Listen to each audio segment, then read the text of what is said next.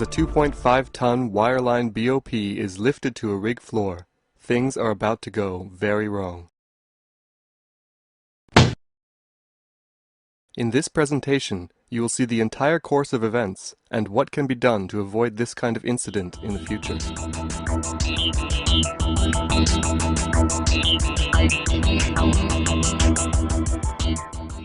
The purpose of the job is to conduct a wireline operation on the rig floor. Personnel on the rig floor and the wireline are involved in the operation. Before starting the job, they conduct a safe job analysis and a pre-job meeting. The SJA is mainly focused on the wireline operation itself. A wireline BOP for this operation has been placed on the pipe deck. The BOP will be transported from the pipe deck up to the rig floor using a crane.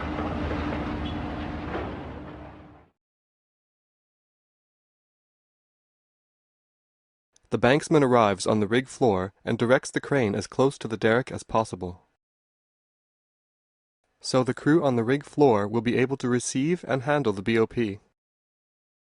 For the crane operator, the load is in a blind zone.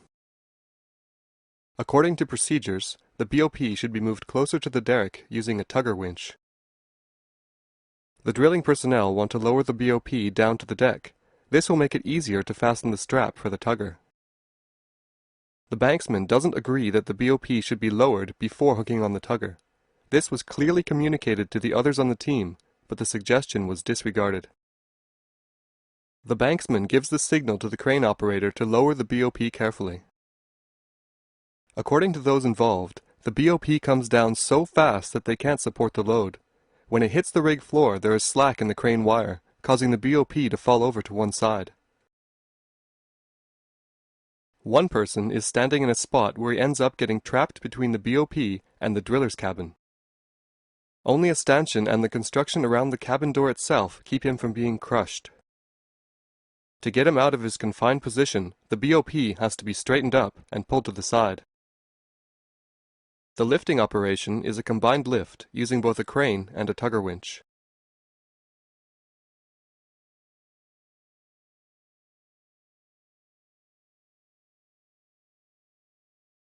The strap should have already been fastened to the BOP when it was still on the pipe deck.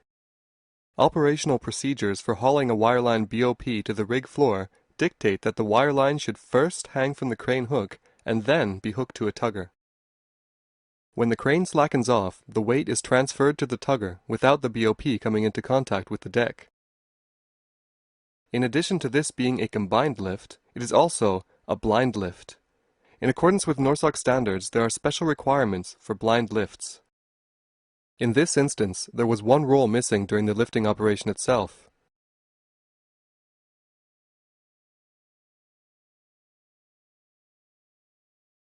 According to the NORSOK standard, there must always be at least 2 people involved during blind lifts, a banksman and a slinger. They watch the load and each other while keeping radio contact with the crane operator.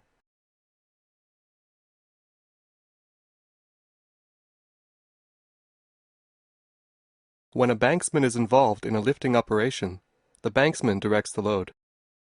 When directing cranes in blind zones, we use confirmatory communication. In this case, the desired crane movement should have been given as 20 centimeters. An SJA was held with the team before the job. The SJA mainly focused on the wireline operation itself. It did not address lifting the wireline BOP. Neither was the lift discussed at the pre-job meeting. Those involved discuss how to perform the lift as they mount the tugger.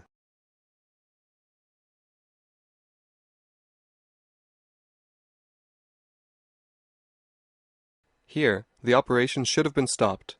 Those involved should also have conducted a risk assessment to clarify roles and responsibilities. Where should the person who ended up being trapped have stood during the lift? Everyone involved in a lifting operation shall ensure that they have an unobstructed escape route during all phases of the lift. During a combined lift, it is important to consider whether there's a sufficient number of lifting straps on the load before starting the lift. During combined lifts, It is important that the crane is not slackened off before the weight has been transferred to another crane or winch.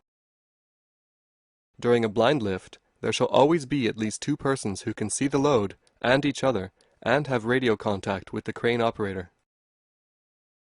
When a banksman is involved in a lifting operation, he or she is responsible for directing the load. When directing cranes in blind zones, use confirmatory communication.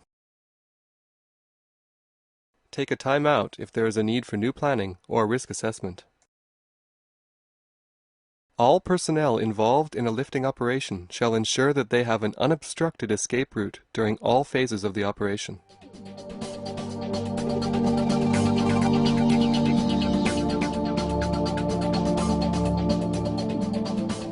Our work is never so important nor so urgent that we don't have the time to do it safely.